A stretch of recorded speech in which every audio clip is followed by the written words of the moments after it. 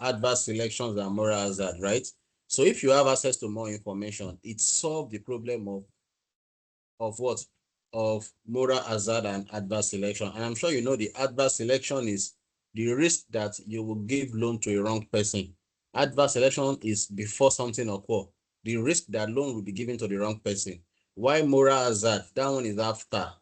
The risk that you have given loan to somebody, but the person will not be able to pay back, or the person will not meet up with the terms and conditions. That is moral hazard. So that is what you will explain at the first theory. Then the second theory is the asset transformation. So under this asset transformation, you are going to discuss four things there. The first one is the size of the facility. The second one is the maturity. And the third one is the risk involved. And the fourth one is, I think, liquidity, right? So you explain. Now, number one is a size. The size simply means that the kind of facilities that you can access under indirect finance, you may not be able to access them under direct finance, because the indirect finance, the banks, intermediaries, they have access to a larger portfolio than one single person. So here you can borrow more money under indirect finance. That the size can be much. Then another problem of this one is maturity also is there. It solves the problem of maturity, because sometimes you might need a short time, you might need a long time fund. However, what you can easily get is a short-term fund. So maturity mismatch is always there. So this theory explains how financial intermediaries were able to solve the problem of maturity. Then the third one is liquidity. So under this liquidity, what banks typically is a bank will collect money from various people. The money that banks have collected is the liabilities in their books, right? So they will now transform that liability to an asset by giving out that money to other people. So that is how they are able to do to achieve this liquidity. They will transform the cash, convert illiquid asset to a liquid asset. So risk is also there. Then the third one is the transaction cost. I'm sure we all know this, that they were able to reduce transaction cost. You know, we have ex ante cost and export cost. Ex ante costs, those are the costs you incur before you grant a facility to somebody, such as your search cost, KYC form, CAC verification, all those costs you incur before you grant facility. While ex post are those cure costs that you incur after you have granted facility, such as the monitoring costs, enforcement costs, legal costs, or prosecution costs, should in case you might have to take the borrowers to court. And how they are able to reduce this one too, please list them as well. You list how they were able to solve the problem of transaction costs. Then fourth one is delegated monitoring. I've said a lot about delegated monitoring, right? When monitoring is delegated to the financial intermediaries, and information economies of scales and liquidity insurance theory. So once you're able to explain all these things, just explain the theories, and when you explain it, try and state one importance of the theory, how the theories is able to solve the problem that we experience under direct finance, and you are good. Okay, so that is the best way to answer question number one. Now, question number two, this one is very common. The governor even posted it, Arrow de Brew. It's very common. So let's state it now. Elucidate on the Arrow de Brew neoclassical perfect market model. What are its assumptions, predictions, and relevance to financial intermediary? Can you see this? There are three things you are discussing here. First one is you are going to state the assumptions of Arrow de Brew. We are going to state what Arrow de Brew predicted, and what is the importance, what is the relevance of this to financial intermediation. So first of all, what is Arrow de Brew? Arrow de Brew model was formulated in 1954. So they are those guys that believe that we don't need financial intermediaries, that we don't need banks, we don't need them again, that we should be able to handle our things on our own. So that is Arrow de Brew. So there are those guys that says that financial intermediary is not needed. So what are the assumptions of Arrow de Brew model? Number one is that there is a perfect competition, according to them, that both buyer and seller exist, and there is no single entry barrier. No single entity can influence the market. That is, everybody have complete information or knowledge about the market, and no single entity can influence market. Okay, then there is perfect information, means that there is no information asymmetry. Everybody have the same knowledge of information, both young and the old. And all economic engines have full knowledge of the pricing, no transaction costs, rational individual, everybody's a rational, free entry and exit. Prices are determined by the forces of demand and supply, and market clearing, no price. So these are all the assumptions of Arrow-Debreu model. In reality, all these assumptions, they are not realistic, right? So it is because of all these challenges that we have under direct finance that was what led to financial intermediaries. So please note that all the assumptions of direct finance, they are not realistic at all. So what are the predictions of Arrow-Debreu?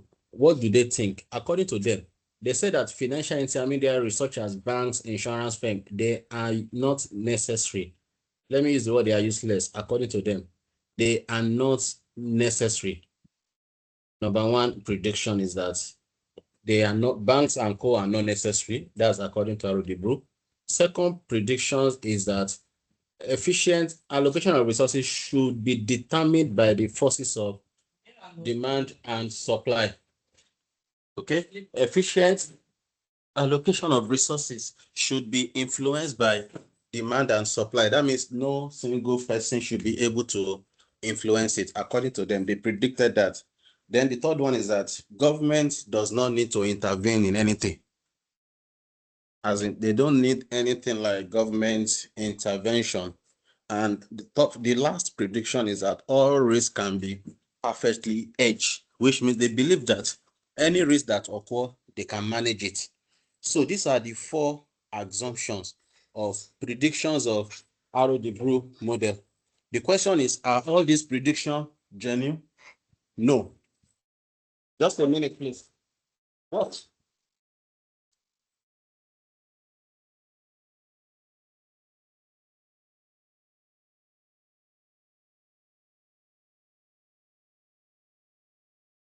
Okay, sorry. So those are the four predictions of Arrow-Debreu model.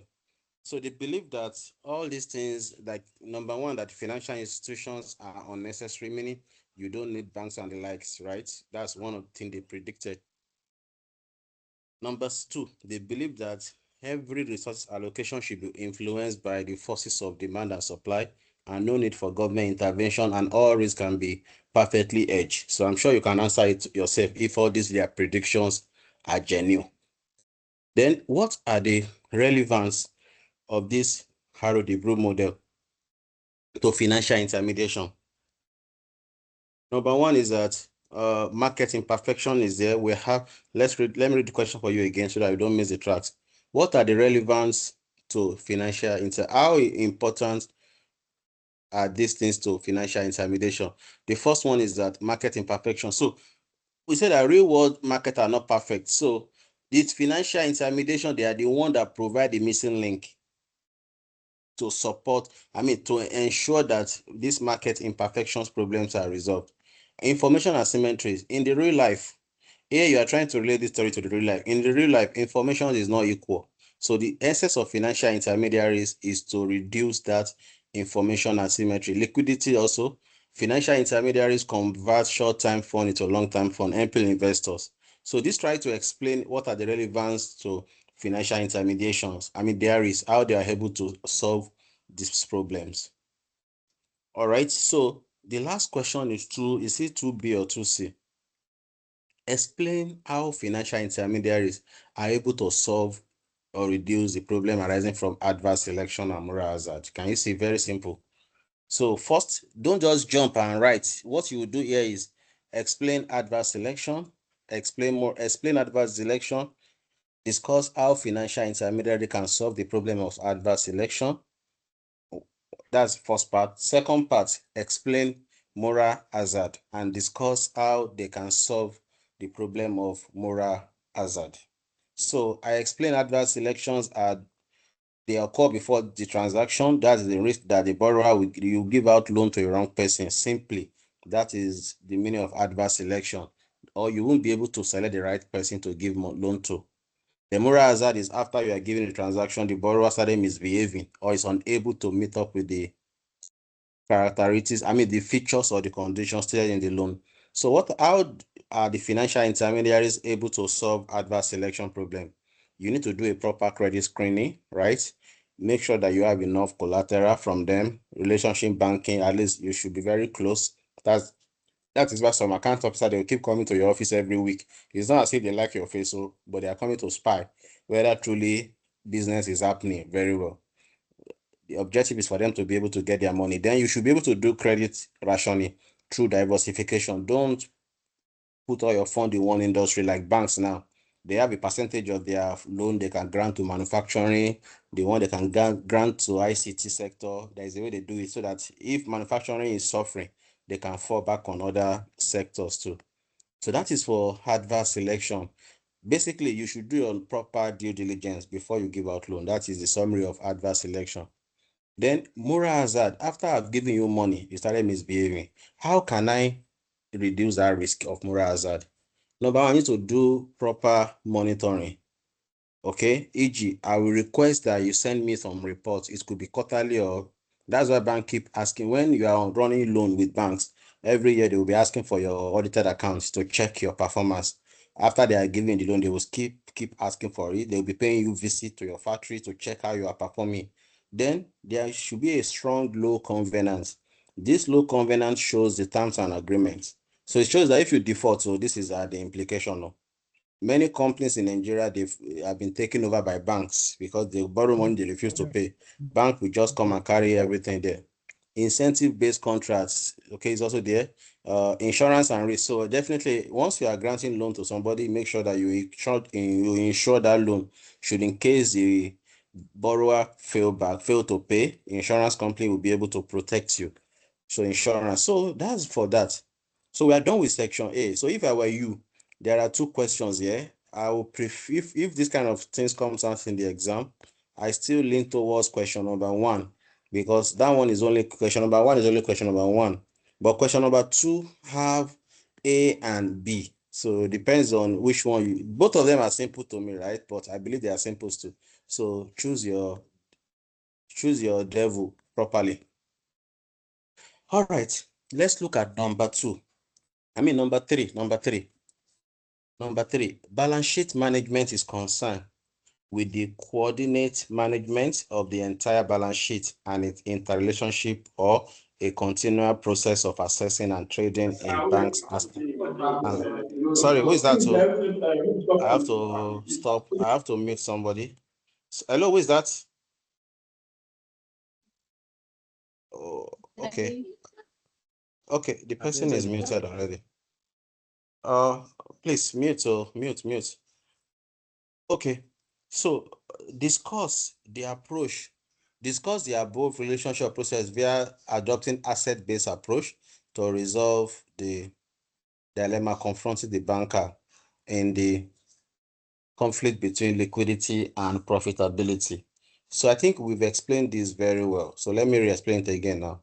So what is balance sheet management? That is the process of managing your balance sheet to ensure there is financial stability, liquidity, and profitability.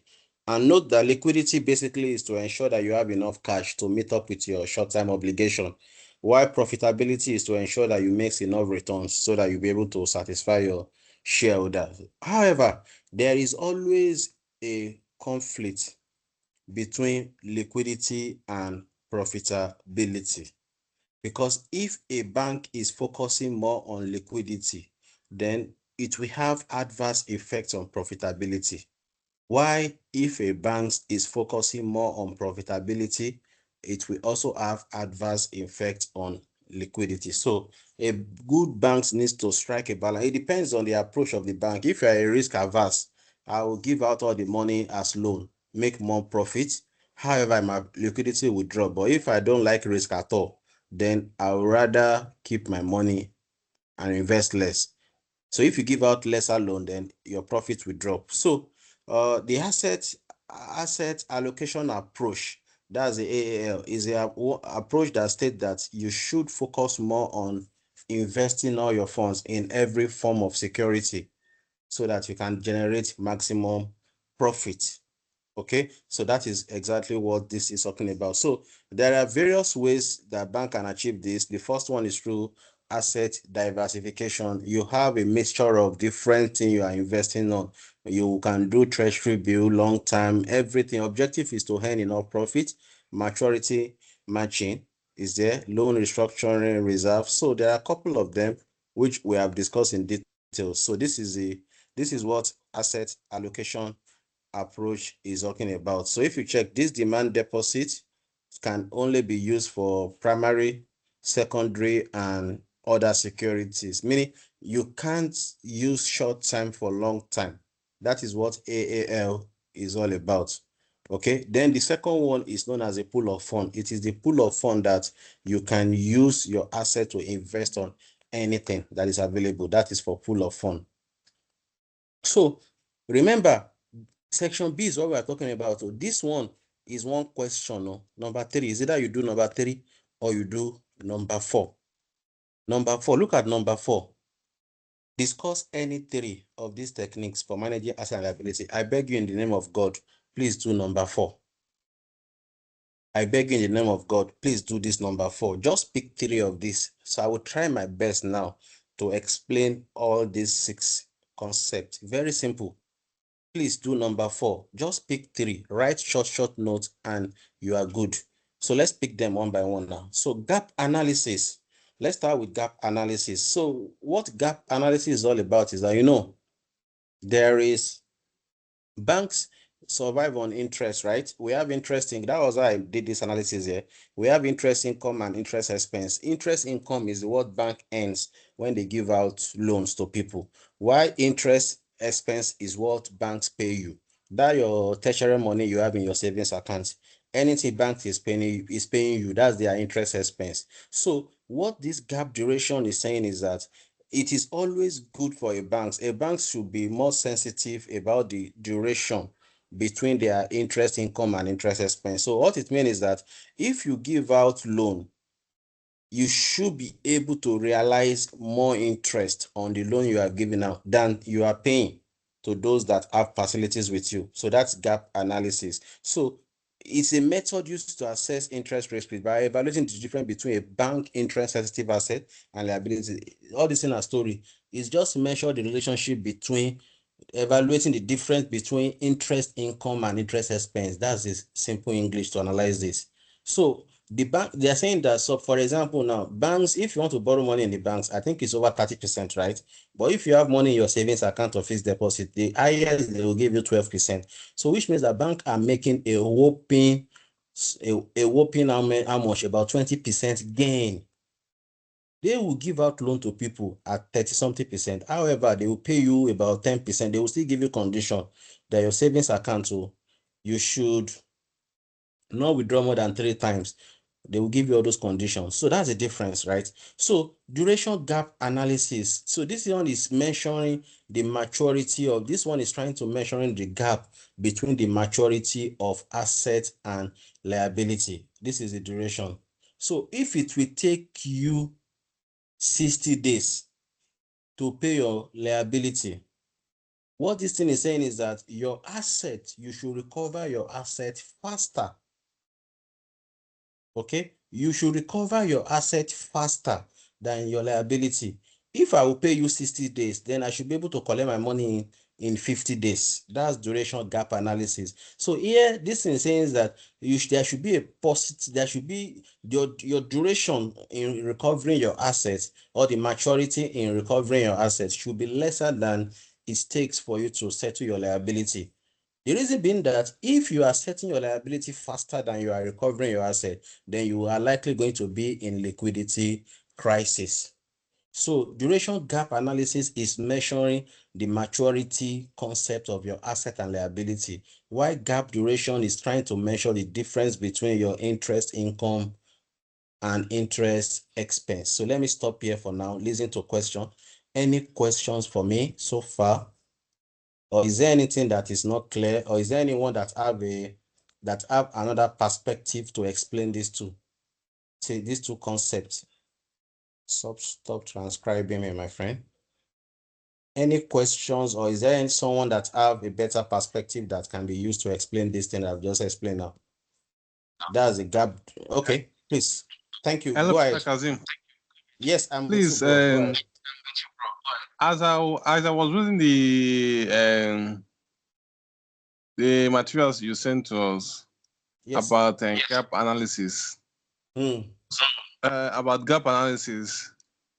Then the gap analysis itself from your material is to analyze the changes in interest rates Exactly. that might Exactly. impact that. I think that's the gap analysis itself. Exactly. That is the net interest income, and your net interest income is basically the sensitivity of your interest rate, right? Your net No, interest income, and you know that your net interest income is your interest income minus interest expense. So you're trying to measuring the sensitivity, and when we talk about sensitivity, you are referring to the impact of the changes in rates on those things. But I don't want to sound too technical. That's why I'm trying to use a simple English like this. If I start saying sensitivity of this to this, some people will be confused. So I don't want to sound too technical. I hope you understand now, bro. okay. Yes. So at least out of 6 concepts now, we have done gap, we have done duration, we are moving on to cash management now. So under this cash management simply means how you are effectively able to manage your cash flow to ensure that you have enough liquidity. That's cash management. So, okay, cash management simply means how you are able to effectively or efficiently manage your cash flow to ensure that you have liquidity. The objective is that you should not have any idle fund with you. You should be able to maximize all idle fund. Okay, so first principle here is that you should have sufficient cash to meet your daily operations. You should prevent keeping excess cash with you, and you should also reduce liquidity risk by ensuring that funds are available whenever customer want to. So a good banks people or treasury people in the banks, they should be able to have an idea of daily withdrawal limits, how much customer expect to withdraw every day. So based on that, they should be able to provide such fund available. Right? So that is what cash management is all about. So your entire framework that you have put in place to manage cash inflow and outflow. Objective is do not keep any idle cash. Like I told you guys sometimes that if you have like 1 million plus in your account, that you are not a finance student, you are probably an agric student. If you have like 1 million naira cash balance in your account and you're just looking at it every day, the money is just there. You are just seeing your account balance 1 million plus, and it's not as if you need it now. You are not a finance student. You are probably an agric student, because there are things that you can use that money to do in the bank itself. If you don't want to go and do risky item, just call your account officer to convert it to treasury bill or fixed deposit. It will earn interest for you as against leaving the money there. I do. Okay, so that's the same thing we have under the cash management concept here. Then the next one is liquidity mix analysis. So this one is trying to evaluate the proportion of your liquid and illiquid assets. Objective of this liquidity mix analysis is to ensure that you try to strike a balance between liquidity and profitability. Remember, if a bank is very aggressive with liquidity, you want to keep enough money with you, then your profitability will drop. Why, if a bank is also very aggressive with profitabilities too, liquidity will also drop. So the next one is simulation. So I don't know if you have heard of something called Monte Carlo before. Monte Carlo is what we use in preparing a scenarios analysis under simulation, where you have your worst case scenario, best case, worst case, or probably possible outcome. So here under simulation, you are trying to predict the future if based on some certain parameters. Okay, you develop a model. You now say, let's assume that FX is so amount. What is going to be the outcome? That simulation. When you are trying to predict a future based on some predetermined scenarios, like you want to know what is the worst case scenario, what is the best case scenario, or what is the probable case. That's what we call simulation. When you're trying to predict, I'm sure this one should be easy for anyone to explain. Then the last one, here you can write so much here if you know how to write. FX management is the entire framework that is in place to manage currency fluctuations, right? The entire framework that is in place. So here you can explain hedging, that, oh, you can hedge this thing, you can explain so many things under foreign exchange transaction. Then the next one is, I think they requested for how many? I've written more than what they're asking for. Don't mind me. 3. They requested for 3. 3. Yeah, 3, and I've explained Yes. 6, but I still wrote more. I have more points here. I wrote asset securitization. So asset securitization is when banks they're trying to, all these are non-cash generating asset or moribund asset, when they try to securitize them, meaning they give it out to people in return for cash. The objective of securitizing your asset is to free up some moribund assets so that you can have more cash with you. Okay, or you can even convert them into security that you can trade with. So the purpose of asset securitization is for balance sheet management. Then sensitivity to is similar to simulation. So these are the other one. Remember, you have to explain only 3. So if you can pick any of those 3 points, I pray they just repeat this. So me, I will just pick 3 and write on the 3, and that is all. No wahala. So that's for question number 4. Question number 5. Financial intermediaries are active because market imperfection prevents savers and borrowers from interacting with each other. Remember, the section A that we solved, that section A is the Professor Okay. Section B is for Dr. Oyewale. Here now, we are now under Dr. Bademi, right? No, is it Dr. Bademi? I don't know. This is not Dr. Bademi's question. Let's read first. We'll determine later. Financial intermediaries are active because market imperfection prevents savers and borrowers from interacting with each other. Explain 4 of these market imperfection. Remember, what's his name? Professor Okay gave us all this market imperfection in his first class. So the first one is there is transaction cost. Remember, this one, you're trying to debunk all those principles of direct finance, okay, which says that there is no transaction cost, but you will say no, there is transaction cost. Number 1. Then the second one is that it says that information is equal. Everybody have same level of information, but market imperfection are saying that no, not lie. There is unequal information, meaning there is information asymmetry.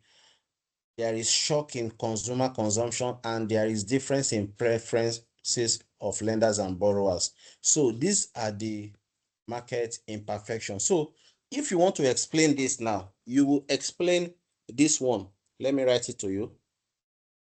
Let me write it for you. Sorry. You will explain this first one. Transaction through explain through theory, transaction cost theory. Is it transaction cost theory? That's what you will use to explain this one. Then what am I going to use to explain unequal information? Anybody? Information asymmetry. Perfect. So I will use information asymmetry to explain this. What will I use to explain shock in consumer consumption? Perfect. I'm happy. My people are ready for exam. Let's go write the exam tomorrow morning. What will I use to explain differences in preferences of lender? Asset transformation theory. Asset transformation theory. And under this asset transformation theory, I'm going to talk about how many things? 4 things. I'm going to talk about 4 things, right? Maturity. What are those 4 things I'm Maturity. talking about? I'm talking about size, Maturity, maturity, liquid, risk, Liquidity. and risk. Yes. So the next one, we are moving on to number 5B. Describe neobank and mention 4 of their characteristics. So what is a neobank?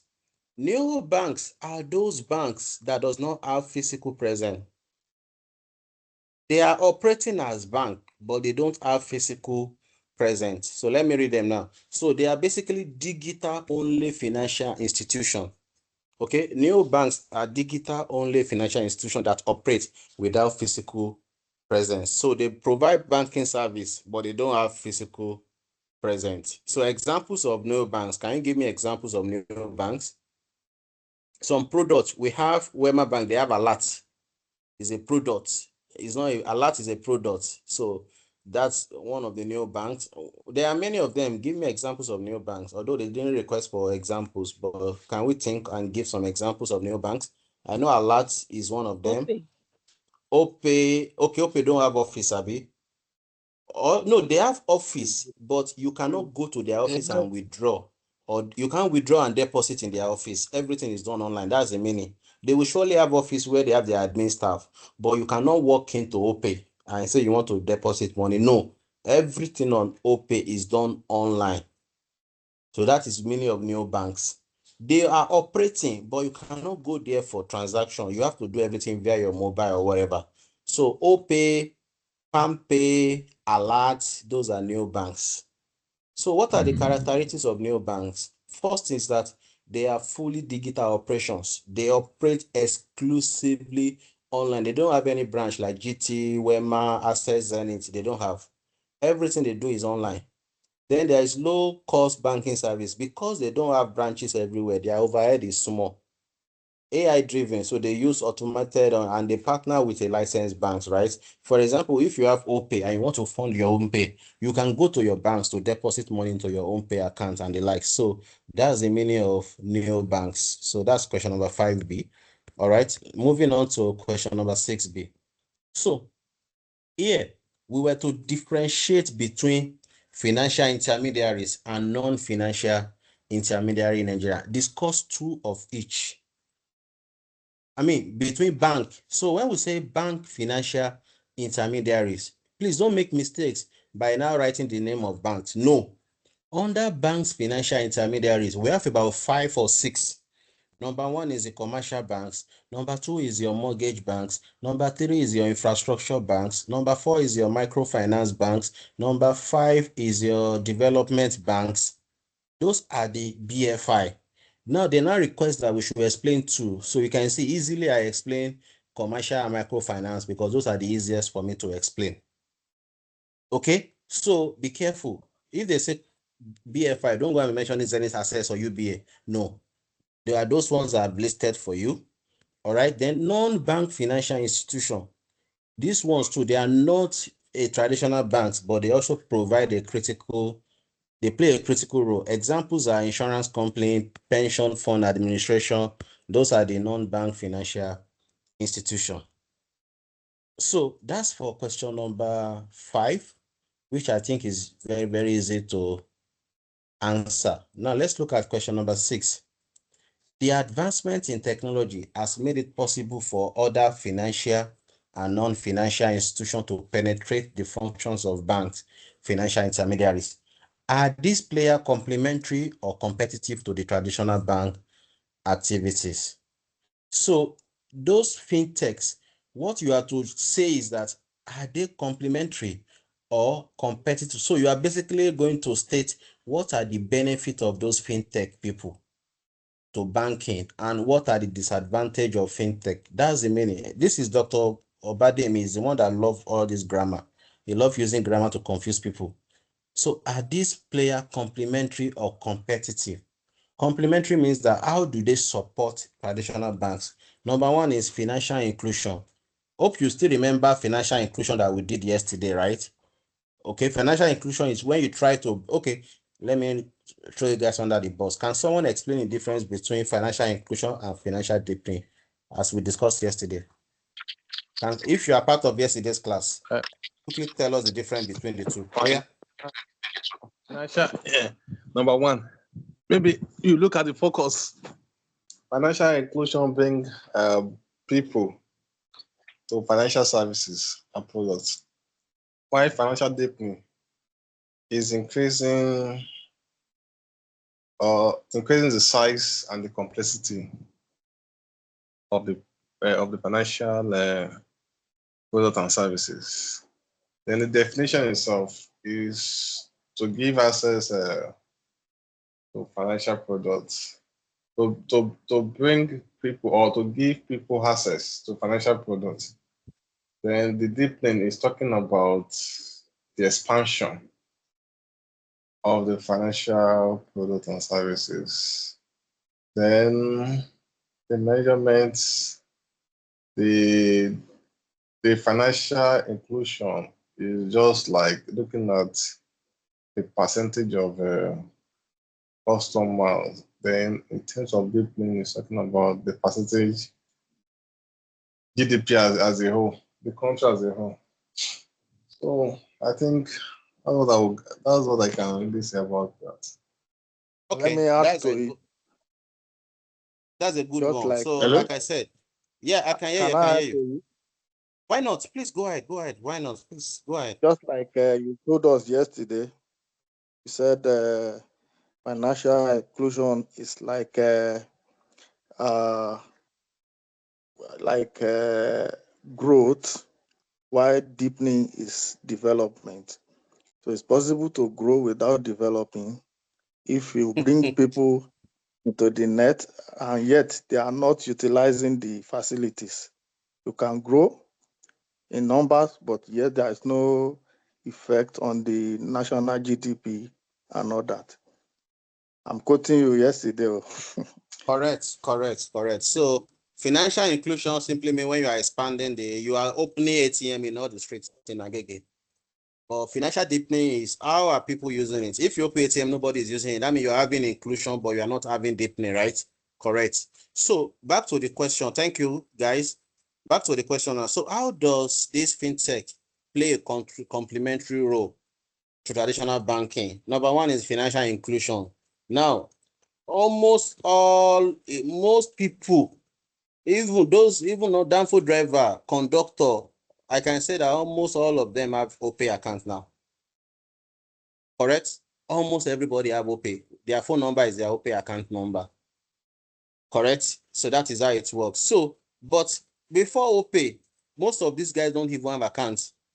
They don't even know what, they don't go to bank down for it because they don't have documents. They don't have accounts. But because of OPay, with your phone and data, just go there, you will get. So that is a financial inclusion. OPay has bring many people into the banking net than before. Okay. So innovation and efficiency, obviously, they bring a lot of innovations. With your phone, you can do anything. Right? You can send money. In fact, when you have OPay account, you can pay all fees in Nigeria. DSTV, electricity, anything you can pay with your OPay account, and it is very reliable. I even hear from supermarket that it is better for them to even use OPay to collect money than using other banks, because when you use OPay, you see your alert almost immediately. I don't know how they did it to OPay Money Point. Money Point service battling with OPay now. When you transfer money to somebody using Money Points, few seconds you will see the alert. But when you transfer, let's say from GT to UBA, it might take a little while before the alert come. But if it is Money Point, you will see it almost immediately. I don't know the concept. I don't know how they did it, but that's very good, right? Collaboration and partnership, data driven. Now, what are the competitive role? So what are something that is not too good? What we've discussed here are the complementary, how they support the banking. Now let's see, what are the things that they are doing that they are not using? Hello, somebody want to speak? Sorry, is that? Hello, who is that? Oh, I don't want to mute. Oh, who is that, please? Okay, the person is not talking again. So what are those things that they do? They are doing that, that is not a complementary role. Number one is that this intermediation, meaning they reduce reliance on banks. There are some people that since they have OPay account, they don't go to bank again for anything. Right? Even Flutterwave. I learned even from Flutterwave, you don't need to have a dollar card with Flutterwave. You can generate a virtual dollar card. Like you have a foreign bills to pay now. If you go to Zenith, Access, other bank, they will start asking you to fill so many forms. Bring your international passport before they will open the dollar this thing for you. But all this Flutterwave online, just fill it something. You get a virtual card that you pay. You will fund it with Naira and you pay online with dollar. So that is how they are so innovation. So they are reducing reliance on banks. Some things that people used to go to banks for, they are not going again. Then they also provide alternative lending. You can borrow money from them as well. LAPO and the rest. Live Above Poverty Organization. That's LAPO.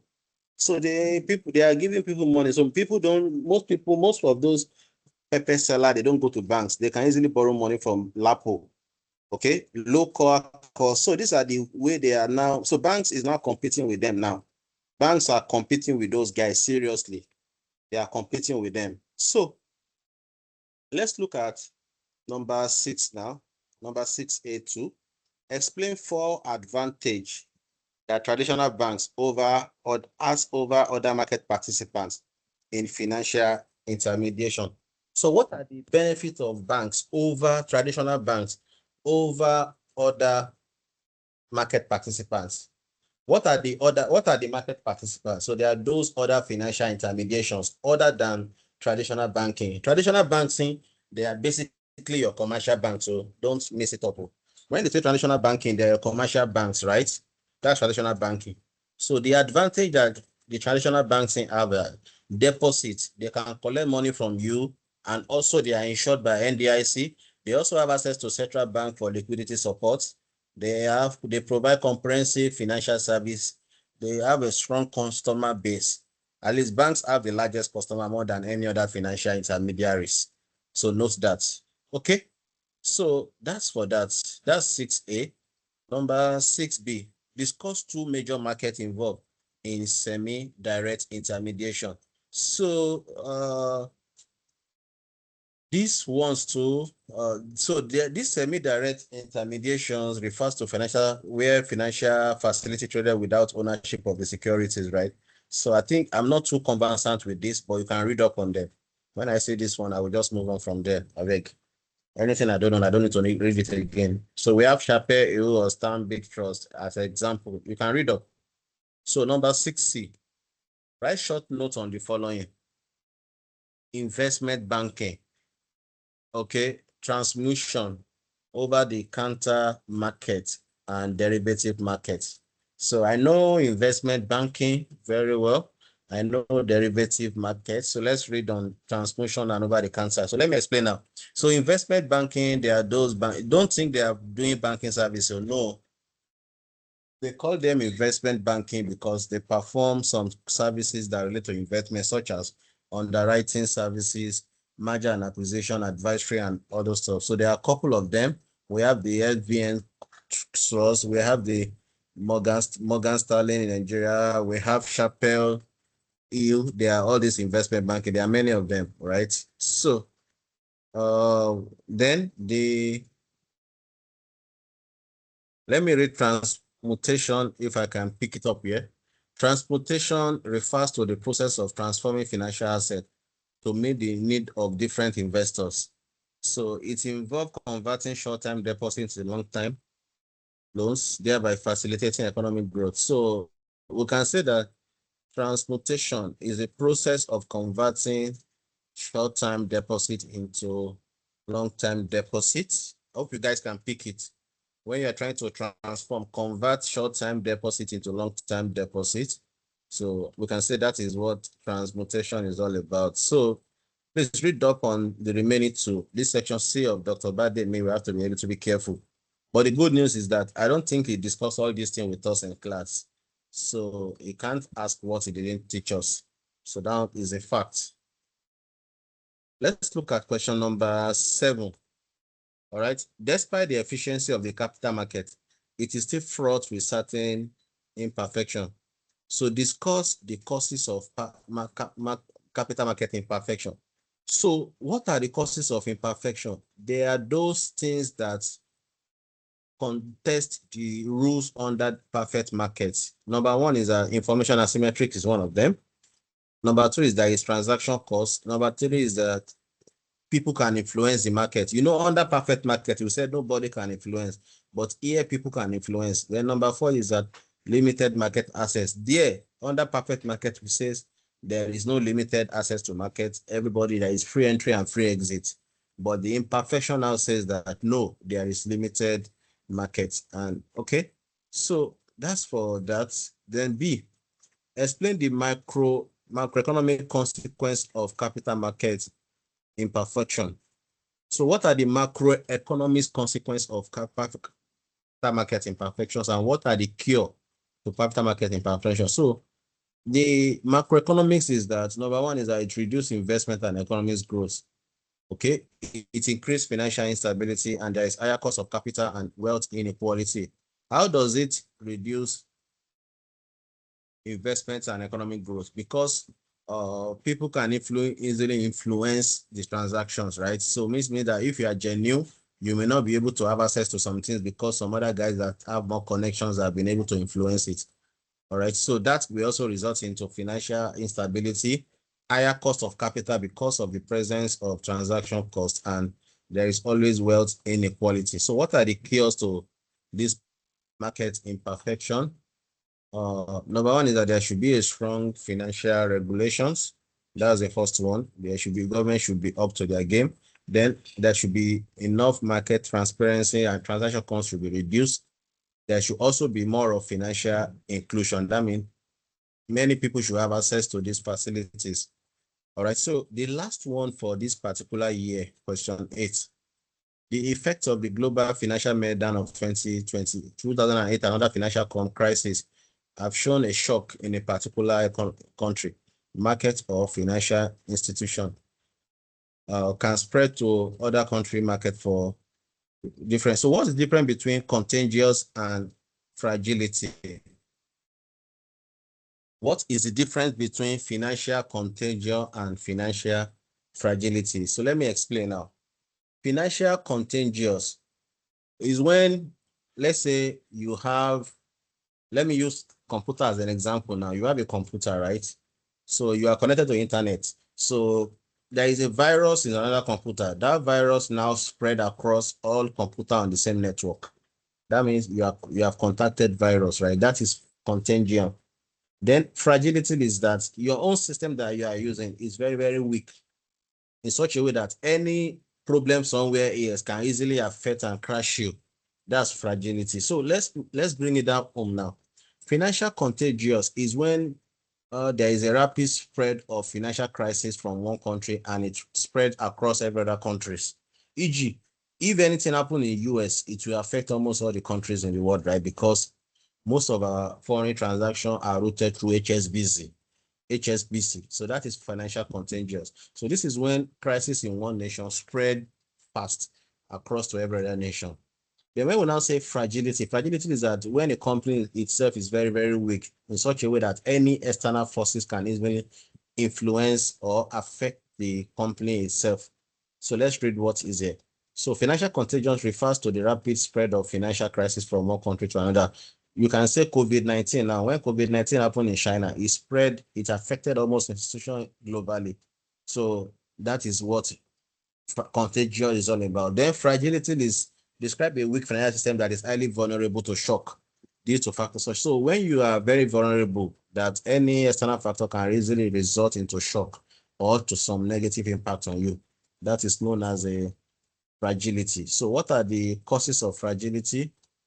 Excess leverage or weak regulatory oversight, such as Nigeria, we have this problem. And what are the consequences if you are very fragile? Yeah, it can lead to bank failures and crunches. It can lead to economic recession. Then cures, how do we cure it? There should be a strong financial institution and there should be more liquidity support from central banks. I think that's what the question. Okay, financial person. Yeah, that is what the question is all about. So we are done with this. So we are done with that particular year, 2019 and is it 2019 or 19 and 20? So let me quickly glance through this second year, then we end it here.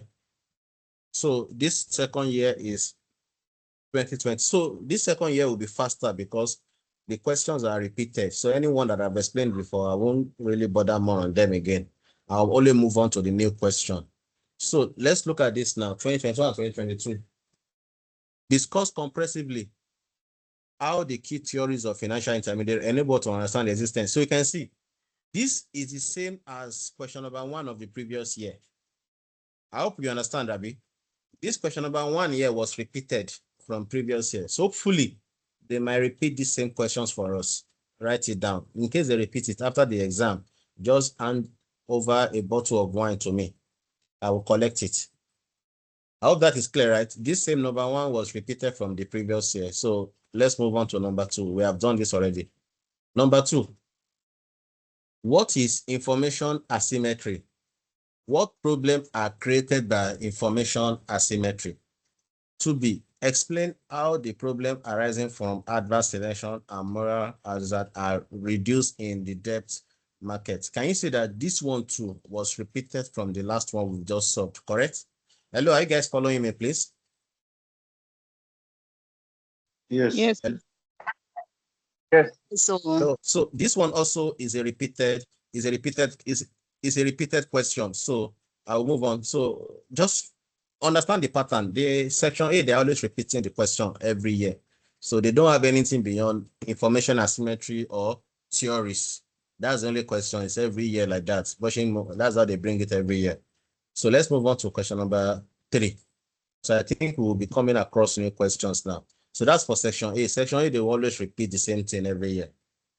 Section number 3, the theory of firm is insufficient in explaining financial intermediation. Discuss, highlight, and explain 2 new theories.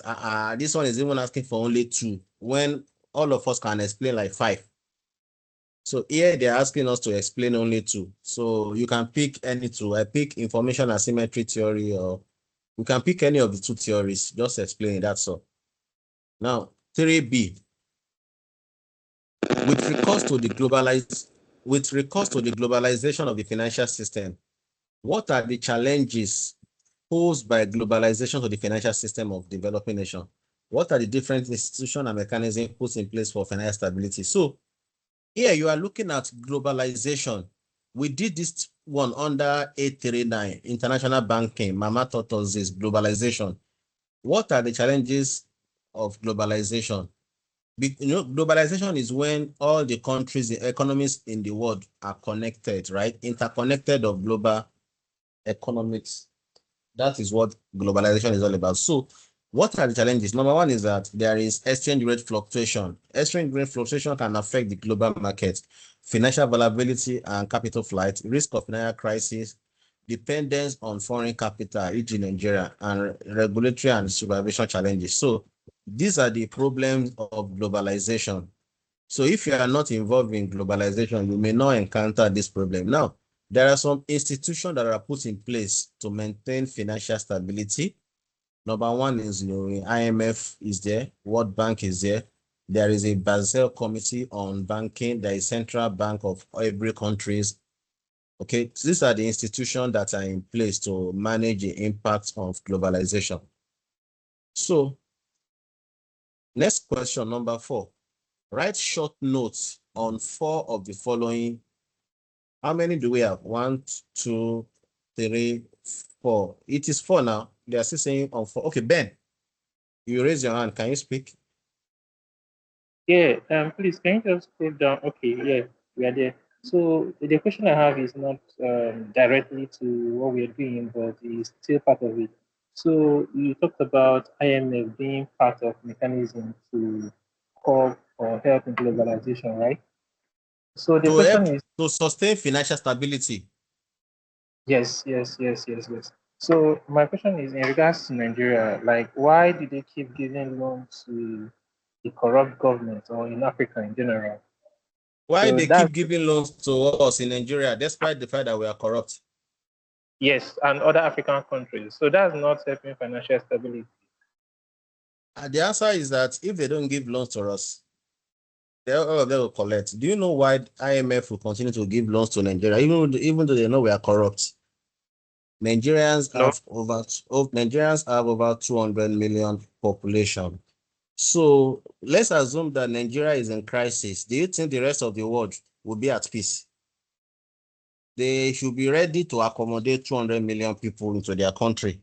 Nigeria will find it. So they cannot watch, they can't look and allow the country to fail.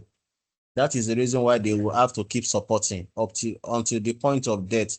It will go to the point that all this loan that we are owing in billion dollar, they write it off. It has happened before during Obasanjo's time.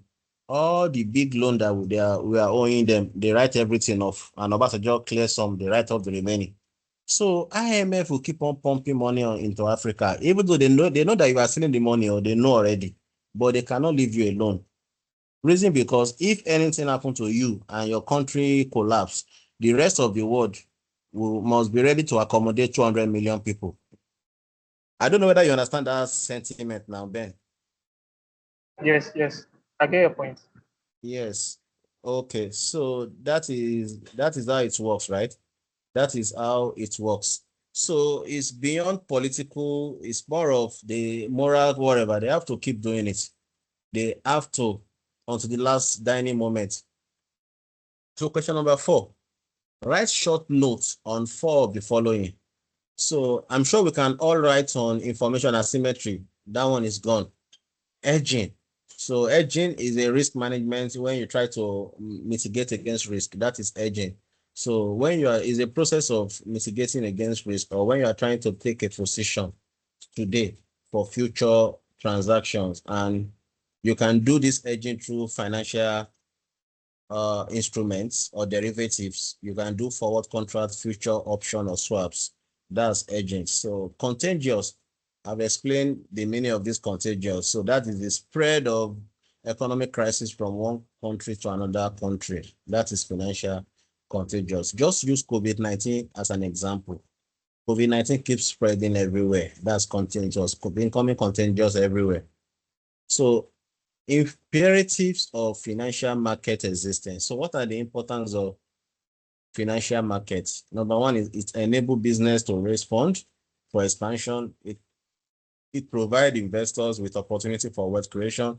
It enhances economic efficiency. So these are the benefits. All right. So I'm moving on to section C. How does financial intermediation reconcile the conflict between savers and fund users? How does financial intermediation reconcile the conflict between savers and fund users? Then B, what are the differences in the operation of direct and indirect finance in Nigeria? C, using appropriate parameters, examine the structures of financial intermediaries. So let's take this thing one by one. All this big one, I'm thinking they are Dr. Obademi because it's the one that is always too complex, right? So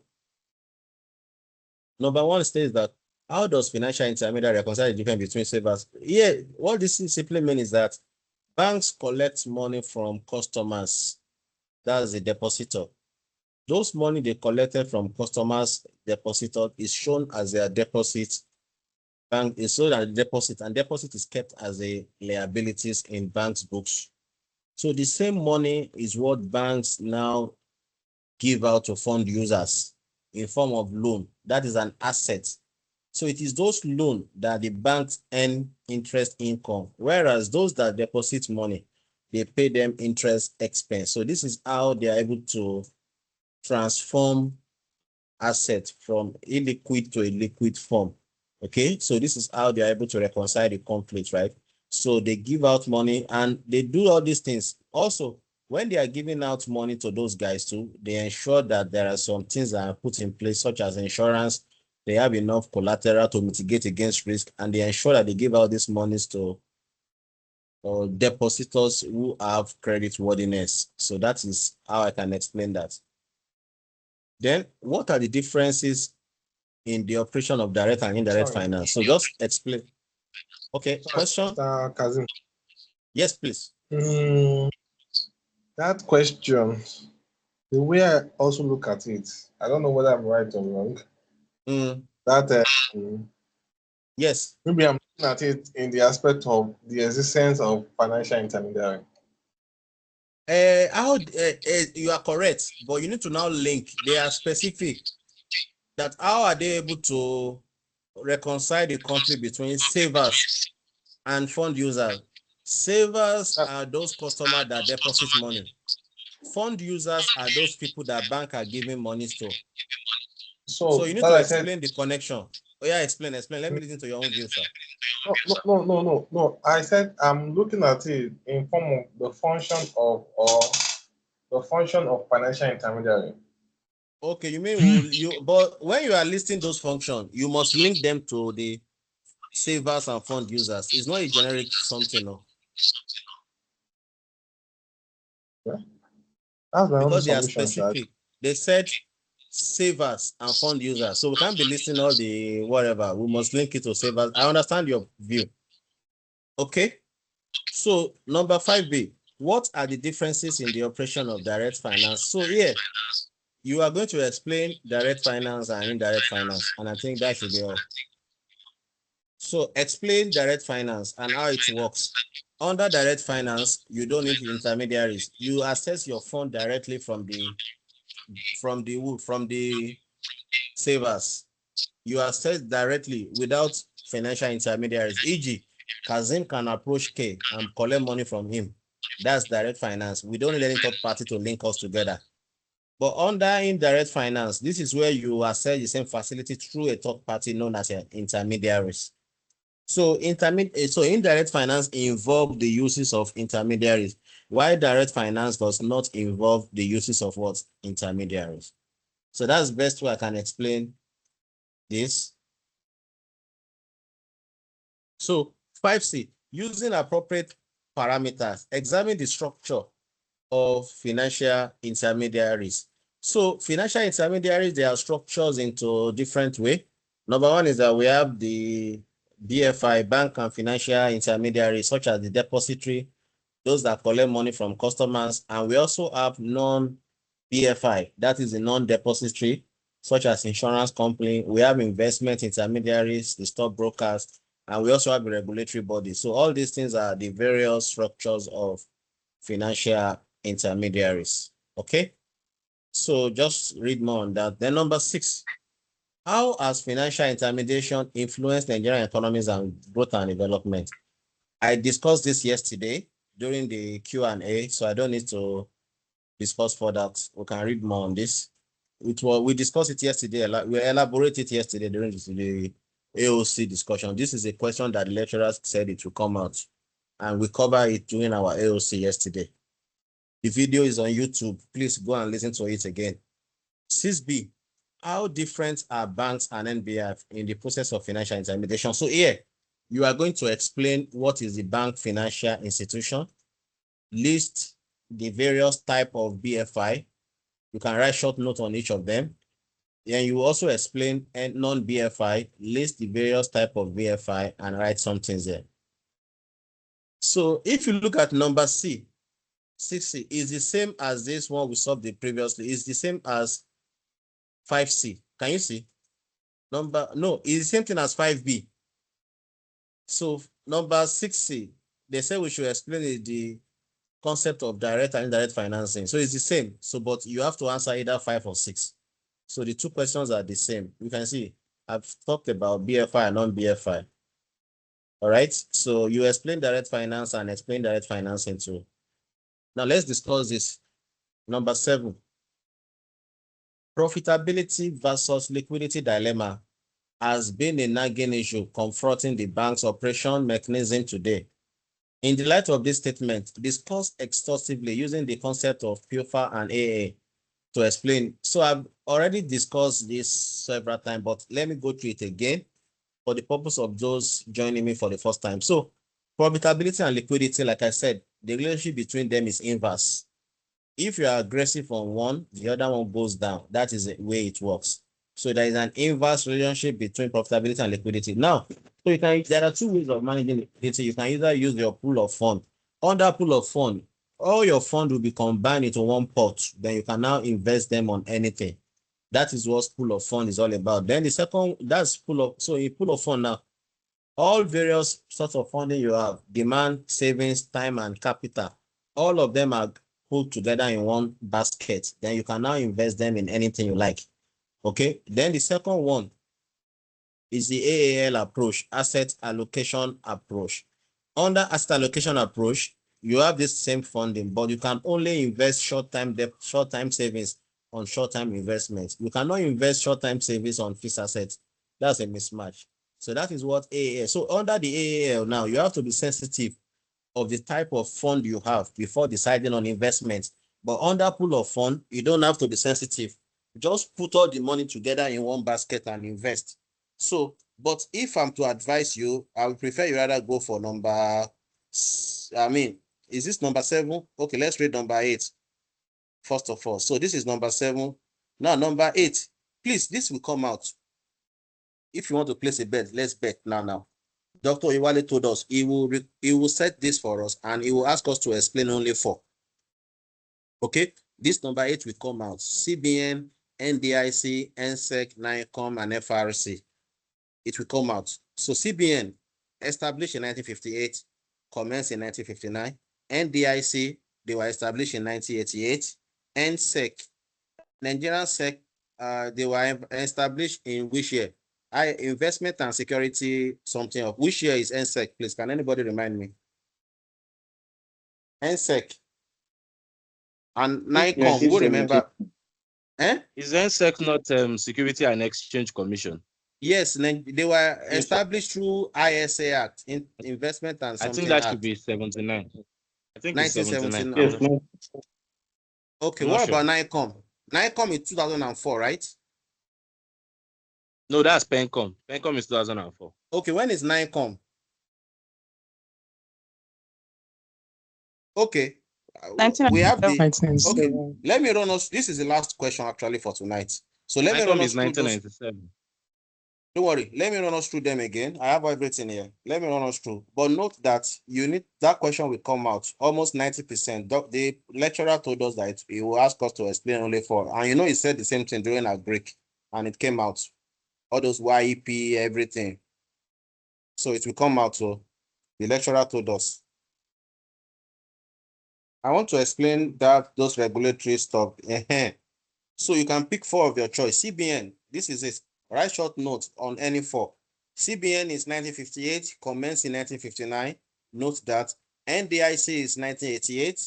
NSEC is 1990. NSEC was established by the Investment and Security Act of 1999. NSEC was established by the Investment and Security Act of 1999. There's an error in that place. It's 1979. Is it okay? 79, Abi. Okay. Yes. Thank you. Thank you, Prof. Then NICOM is 1997. PENCOM is 2004. So you have to CAC. You have to pick any 4 of this thing. Okay, any 4. So, any questions for me tonight? We are not done yet, so we need to still follow our tradition. This is the last lecture. So, any questions for me? So let me stop recording. I have 2 more agenda before calling it a diet or a program. This is the end. So please, so as not to be ungrateful.